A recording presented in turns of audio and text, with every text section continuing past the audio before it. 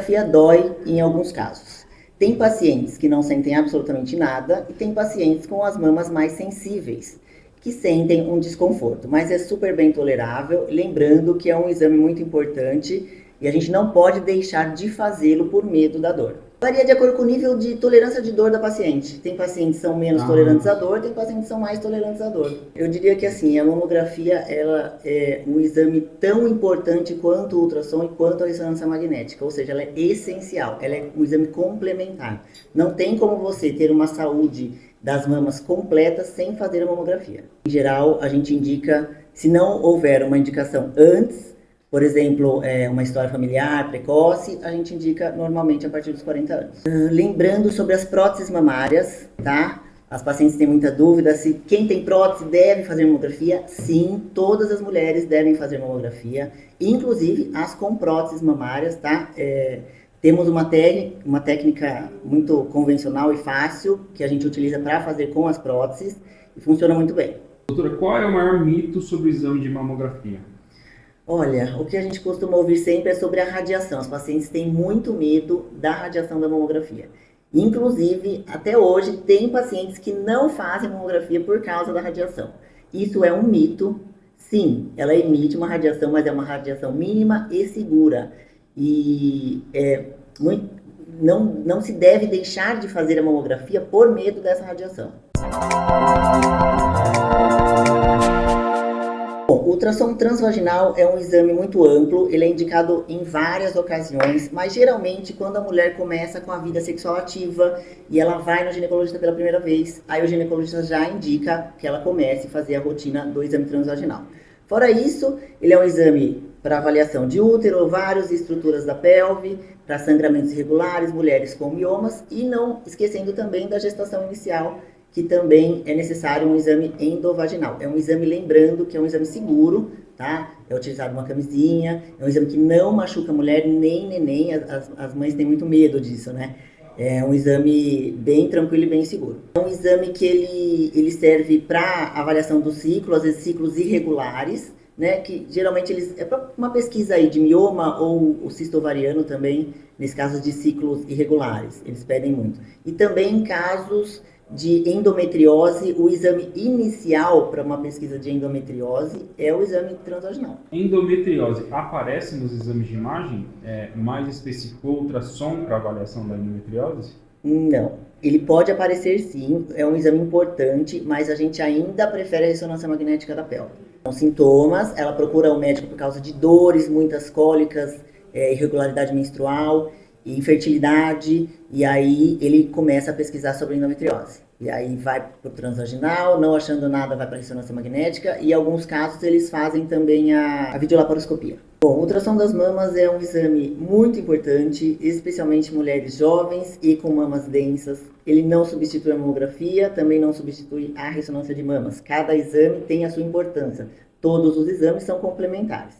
Mas, geralmente, ele costuma ser pedido aí a partir dos 35, 40 anos, ou, em raras exceções, quando a paciente tem uma queixa específica, né? Então, por exemplo, pacientes jovens que já sentem no palpar algum nódulo, ou alguma secreção, ou alguma mudança de coloração das mamas, também é indicado a ultrassom das mamas. Então, primeiro ela vai no ginecologista, o ginecologista avalia e pede ultrassom de mama. É um exame rápido, sem radiação? Sim, rápido, seguro e indolor. Doutora, dores nas pernas, quem tem muita dor na perna, varizes, celulite, o ultrassom pode ajudar o paciente nesse caso?